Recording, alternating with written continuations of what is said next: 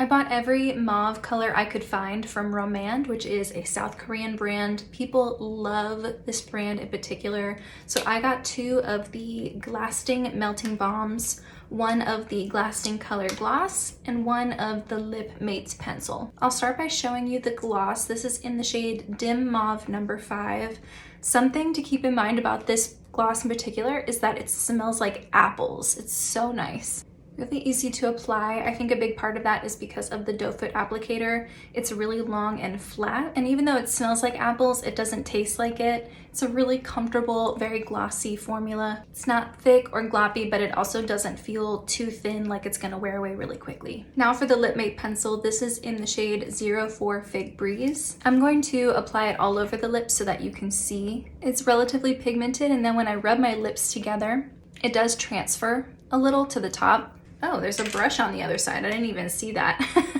Okay, I guess it's to kind of like smooth out the edges, give it more of a blurred effect. That's nice. I typically prefer wooden pencil formulas because then I can sharpen them and they can have a more precise point. I like to be able to use it to sort of fudge the edges of my lip line to make them more symmetrical and just make my lips look fuller. With these sort of twist up pencils, you can't really do that as easily, but it's still a really pretty color, and I do like that it's supposed to be more of a blurred effect, especially with that brush. And now that it's set on my lips, it doesn't feel like it's going anywhere. Next up are the 2 Glasting melting balms. These are the ones I hear the most about. These ones I think are the most popular, at least from the stuff I'm seeing. I'm gonna start with the shade Veiled Rose, and these have a really slight fruity scent, and when you roll them up, they will eventually go back down, but it's not like a traditional bullet lipstick setup, and so I do worry if I roll it up too far and then try to roll it down, it'll stop rolling down.